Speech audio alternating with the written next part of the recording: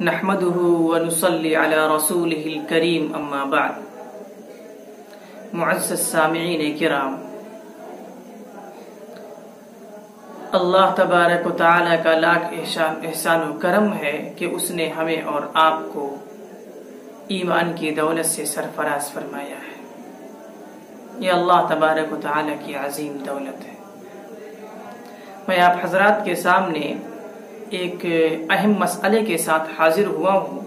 وہ مسئلہ یہ ہے کہ سورج گرہن اور چاند گرہن کے موقع پر ہمیں اور آپ کو کیا کرنا چاہیے، کون سے عمل ہیں جو ہمیں کرنا چاہیے اور کون سے باطل عقائد ہیں، کون سے بیکار عقیدے ہیں، ان سے ہمیں اور آپ کو بچنے کی ضرورت ہے. چنانچہ جو ہمارے اس معاشرے میں، ہمارے ماحول میں، ہمارے گاؤں اور دیہات اور اسی طریقے سے ہمارے شہروں کے اندر جو اس سلسلے میں کچھ افواہیں پھیلی رہتی ہیں، اس سے ہمیں بچنے کی ضرورت ہے. جیسا کہ کچھ لوگ یہ کہتے ہیں کہ سورج گرہن اور چاند گرہن کے موقع پر عورتیں جن کے پیٹ میں بچہ ہے، جو حمل والی عورتیں ہیں، ان کو فلاں کام نہیں کرنا چاہیے، ان کو یہ کام نہیں کرنا چاہیے. اور اس موقع پر طرح طرح کے واقعات اور طرح طرح کی باتیں لوگ بیان کرتے رہتے ہیں، اور خاص طور سے عورتیں بیان کرتی رہتی ہیں.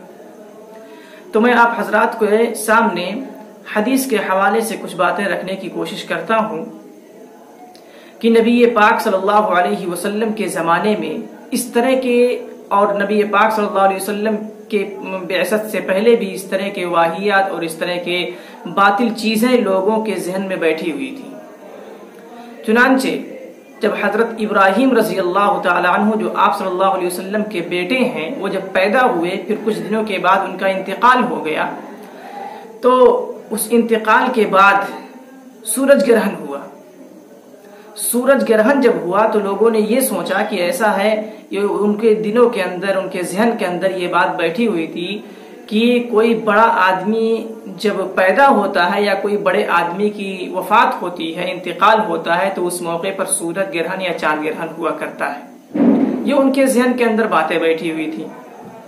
تو اس موقع پر لوگوں نے یہ سوچا کہ سورج گرہن جو ہوا ہے وہ حضرت ابراہیم رضی اللہ تعالی عنہ، جو نبی پاک صلی اللہ علیہ وسلم کے بیٹے ہیں، ان کی وفات کی وجہ سے ہوا ہے، یعنی ان کی وفات کا سبب یہ بنا ہوا ہے.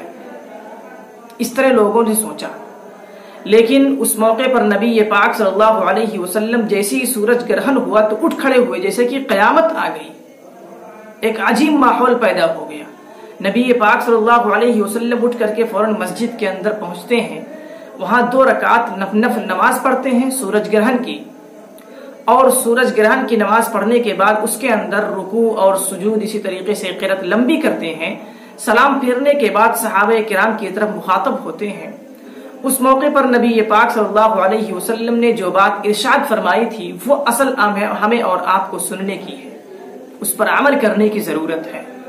نبی پاک صلی اللہ علیہ وسلم نے ارشاد فرمایا کہ یہ جو سورج گرہن اور چاند گرہن ہوتا ہے، یہ کسی کی موت و حیات کا سبب نہیں ہے. اس کی وجہ سے کسی کی موت اور کسی کی زندگی نہیں ہوتی ہے، بلکہ یہ اللہ تبارک و تعالی کی قدرت کی نشانی ہے. اللہ تبارک و تعالی کی قدرت کی نشانی ہے. اس کا کیا مطلب؟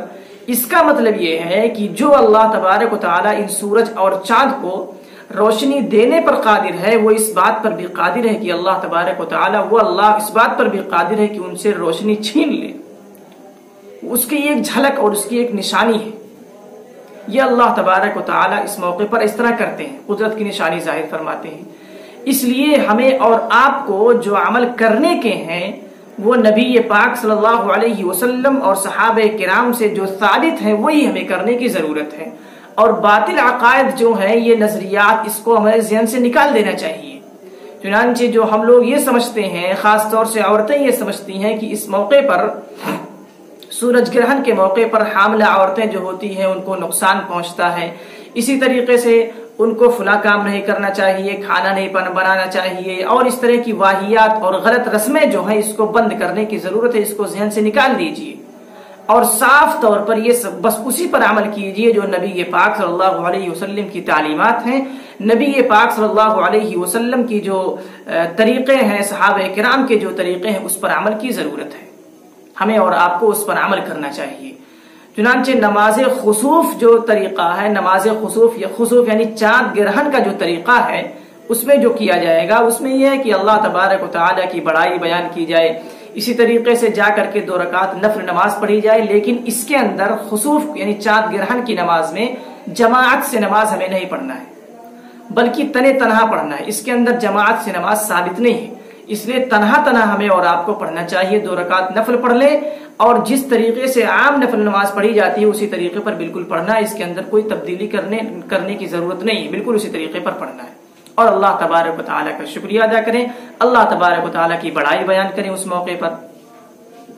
اور سورج گرہن جو ہوتا ہے اس موقع پر جماعت سے نماز پڑھنا یہ مسنون ہے، جماعت سے نماز پڑھنا مسنون ہے۔ اور اس موقع پر امام جو ہے یہ لوگوں کو اکٹھا کرے گا مسجد کے اندر یا کسی اہم جگہ پر اکٹھا کر لے گا اور 2 رکعت نفل نماز پڑھائے گا، اور اسی طریقے پر پڑھائے گا جس طریقے سے نفل نماز پڑھی جاتی ہے، بس یہ ہے کہ اس کے اندر لمبی سورت جیسے سورہ بقرہ وغیرہ ہے یہ سب تلاوت فرمائے گا، یہ سب تلاوت کرے گا، رکوع اور سجود تھوڑا لمبا کرے گا، اسی طریقے سے سلام پھیرنے کے بعد جو ہے یہ اور اس کے اندر جو قرأت کی جائے گی وہ آہستہ آہستہ امام قرأت کرے گا، زور سے قرأت نہیں کرے گا، یہ مسنون طریقہ ہے۔ پھر سلام پھیرنے کے بعد امام دعا کرائے گا، اس دعا میں امام جو ہے امام دعا کرائے گا اور پیچھے جو مقتدی حضرات رہیں گے وہ آمین کہیں گے، اور یہ اس وقت تک دعا کرنا ہے جب تک کہ سورج گرہن رہے، جب سورج گرہن ختم ہو جائے اس وقت پھر یہ جو ہے دعا ختم کر کے اور سب لوگ اپنے اپنے کام کاج میں لگ جائیں گے۔ یہ طریقہ ہے سورج گرہن کی نماز پڑھنے کا، اس لیے ہمیں اور آپ کو یہ عمل کرنے کی ضرورت ہے۔ اور اس کے اندر جو واہیات ہے، جیسا کہ نبی پاک صلی اللہ علیہ وسلم کے زمانے میں یہ غلط چیزیں رائج تھیں کہ کسی کی موت و حیات، کوئی بڑا آدمی مر جاتا ہے یا اسی طریقے سے کسی کی زندگی کوئی پیدائش ہوتی ہے تب جا کر کے یہ سورج گرہن ہوتا ہے، یہ طریقہ جس طریقے سے نبی پاک صلی اللہ علیہ وسلم کے زمانے میں اس عقیدے کو ختم کیا گیا، اس لیے ہمارے اس زمانے میں بھی یہ جو غلط نظریات لوگوں کے ذہن میں بیٹھے ہوئے ہیں اس کو ہمیں اور آپ کو اس ذہن سے نکالنے کی ضرورت ہے۔ بس اللہ تبارک و تعالی ہمیں اور آپ کو نبی پاک صلی اللہ علیہ وسلم کے طریقے اور صحابہ کرام کے طریقے پر چلنے والا بنائے۔ وآخر دعوانا ان الحمد للہ رب العالمین۔ السلام علیکم ورحمۃ اللہ وبرکاتہ۔